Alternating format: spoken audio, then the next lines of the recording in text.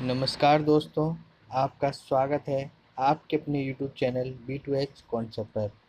और अब मैं आपके लिए लेकर आया हूँ हिंदी प्रैक्टिस सेट 1, जो कि आपकी सभी परीक्षाओं जैसे DLED, REET, UP TET, C TET आदि के लिए महत्वपूर्ण है। यदि आप इन प्रैक्टिस सेट को कर लेते हैं तो आपकी संपूर्ण हिंदी कवर हो जाएगी। तो चलिए शुरू करते हैं हिंदी प्रैक्टिस सेट 1। तो पहला क्वेश्चन है, गोदान के लेखक हैं ए रामवृक्ष बेनीपुरी, बी प्रेमचंद, सी जयशंकर प्रसाद या डी भारतेंदु हरिश्चंद्र। तो इसका सही आंसर है इसका सही आंसर है प्रेमचंद। तो जो गोदान के लेखक हैं वो है प्रेमचंद। प्रेमचंद की अन्य जो रचनाएं हैं वह हैं गबन, सेवा सदन, कर्मभूमि, कायाकल्प कायाकल्प। वहीं रामवृक्ष बेनीपुरी जी की बात करें तो उनकी कुछ प्रसिद्ध रचनाएं गेहूं बनाम गुलाब, जंजीरें और दीवार, चिता के फूल। जयशंकर प्रसाद जी की कुछ प्रसिद्ध रचनाएं हैं अजातशत्रु, कामायनी, गुंडा, चंद्रगुप्त, ध्रुवस्वामिनी, स्कंदगुप्त। और भारतेंदु हरिश्चंद्र जी की कुछ प्रमुख रचनाएं हैं मुद्रा राक्षस, रत्नावली, भारत दुर्दशा, अंधेर नगरी और चंद्रावली। तो मूव करते हैं नेक्स्ट क्वेश्चन पर। जी, दूसरा क्वेश्चन है, नीरजा किसकी रचना है? तो आपके ऑप्शन है ए मोहन राकेश, बी सुमित्रा नंदन पंत, सी महादेवी वर्मा या डी आचार्य हजारी प्रसाद द्विवेदी। तो इसका सही आंसर है सी महादेवी वर्मा। महादेवी वर्मा जी की अन्य कृतियां हैं निहार, रश्मि, दीपशिखा, सांध्यगीत।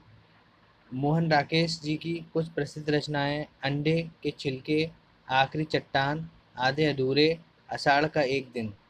सुमित्रानंदन पंत की बात करें तो इनकी प्रमुख रचनाएं चिदम्बरा, सांध्य वंदना, लहरों का गीत, काले बादल तथा पल्लव।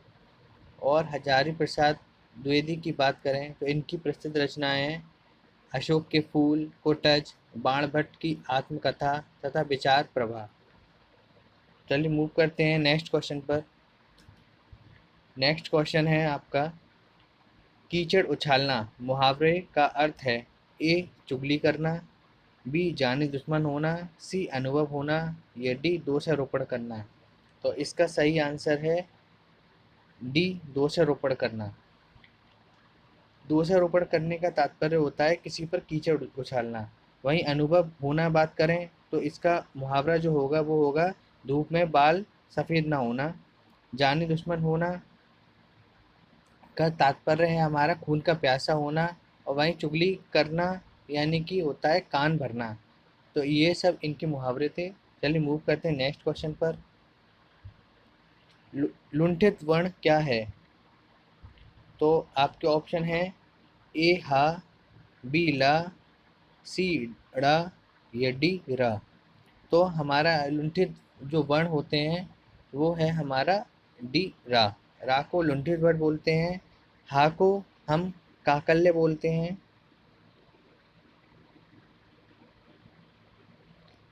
ला को हम बोलते हैं पार्श्विक वर्ण,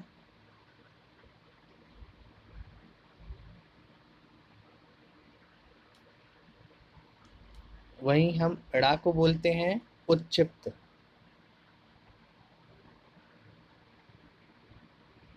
डा को हम बोलते हैं उच्चिप्त वर्ण और रा है हमारा लुंठित वर्ण।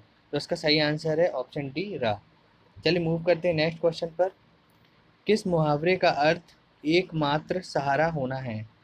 तो आपके ऑप्शन है ए अंधे की लाठी होना, बी अंधे के आगे रोना, सी अंधे के हाथ बटेर लगना या डी अंधों में कान्हा राजा। तो इसका जो सही आंसर है वह है अंधे की लाठी होना, ऑप्शन ए। अंधे के आगे रोना यानी कि अपना दुखड़ा ऐसे व्यक्ति के आगे रोना जो निष्ठुर है, जिसे कोई मतलब नहीं होता, बस आपके बाद में पीठ पीछे वो मजाक उठाए। वहीं बात करें अंधे के हाथ बटेर लगना यानी किसी को अनायास ही कोई चीज़ मिल जाना। वहीं हम बात करें अंधों में काना राजा यानी कि इसका मतलब होता है कि कम जो मूर्ख लोग होते हैं उनमें कम ज्ञानी कोई सर्वश्रेष्ठ मान लिया जाता है। तो चलिए मूव करते हैं। तो इसका जो सही आंसर है वो है ए। मूव करते हैं नेक्स्ट क्वेश्चन के लिए। नेक्स्ट क्वेश्चन है आपका, ऊष्म व्यंजन है। तो आपके ऑप्शन है ए या, बी ना, सी सा, या डी वाह। तो इसका जो सही आंसर है वह है सा। ऊष्म व्यंजन हमारे होते हैं श, श, श और ह। ऊष्म व्यंजन वे व्यंजन होते हैं जिन्हें बोलने पर हमारे मुख से गर्म हवा का प्रभाव होता है। तो जो हमारी ये श, श, श और ह हैं वह हमारे ऊष्म व्यंजन हैं। या हमारा अंतस्थ व्यंजन है, या और वा जो हमारे हैं वो है अंतस्थ व्यंजन।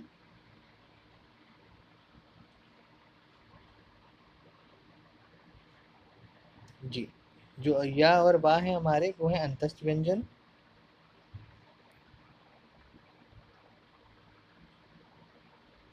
अंतस्थ व्यंजन जो ना है हमारा वो है नासिक के वर्ण। जो ना है वो है हमारा नासिक के वर्ण। ना को हम नासिक के वर्ण के रूप में जानते हैं। ठीक है, तो इसका जो सही आंसर है वो है शा। तो चलिए मूव करते हैं नेक्स्ट क्वेश्चन पर। फा का उच्चारण स्थान है। आपके ऑप्शन है ए तालव्य, बी कंठ, सी मूर्धन्य, या डी ओष्ठ।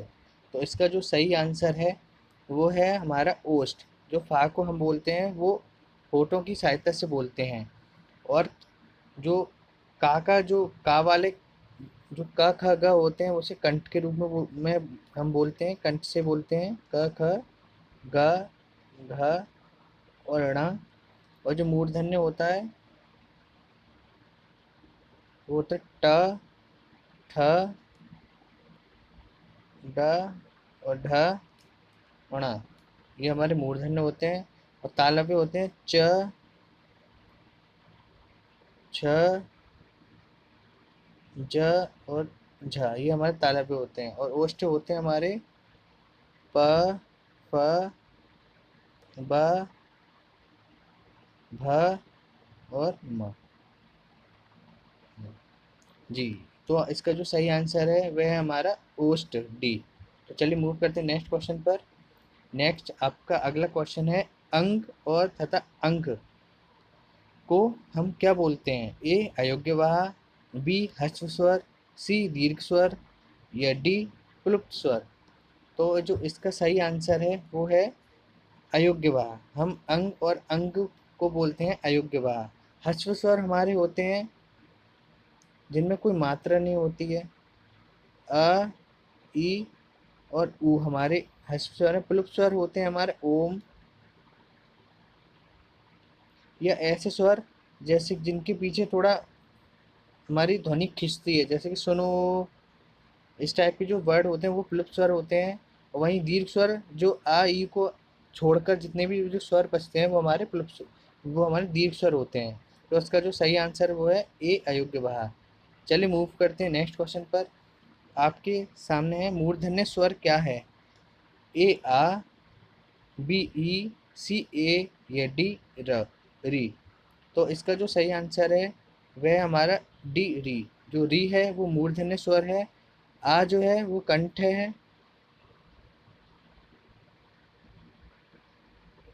ई है वो है तालव्य।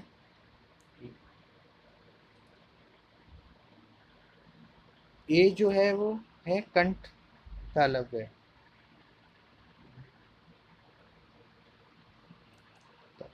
तो इसका जो सही आंसर है वह है हमारा री। चलिए मूव करते हैं नेक्स्ट क्वेश्चन पर। नेक्स्ट क्वेश्चन है, चौराहा में कौन सा समास है? तो आपके ऑप्शन है ए द्वंद्व समास, बी द्विगु समास, सी तत्पुरुष समास, या डी अव्ययी भाव समास। तो इसका जो सही आंसर है वह है द्विगु समास। द्विगु समास वह समास होता है जो किसी संख्या से स्टार्ट होता है, जैसे कि चौराहा यानी कि चार राहों का समूह, तिरंगा तीन रंगों का समूह। इस टाइप के जो जितने भी समास होते हैं जिनमें गिनती पता लगती है वह सब द्विगु समास में आते हैं। द्वंद्व समास वह होते हैं जिनको अलग करने पर और तथा और का प्रयोग होता है, और यह इसमें अधिकतर विलोम शब्दों का प्रयोग किया जाता है। अव्ययी भाव वह समास होते हैं जिनमें उपसर्गों का प्रयोग किया जाता है अधिकतर। तथा तत्पुरुष समास वह समास होते हैं जिनको अलग करने पर को, की, संबोधन के शब्द आदि यूज होते हैं। तो इसका जो सही आंसर है वह हमारा ऑप्शन बी, द्विगु समास। Thank you for watching this video. I hope आप लोगों को ये वीडियो अच्छी लगी हो। अगर आपको ये वीडियो अच्छी लगी हो तो please like, share and comment कीजिए और सब्सक्राइब कीजिए आपके अपने यूट्यूब चैनल B2H कॉन्सेप्ट पर। इसी तरह और प्रेस कीजिए बेल आइकन को, ताकि आपको इसी तरह वीडियो के अपडेट्स मिलते रहें। Thank you.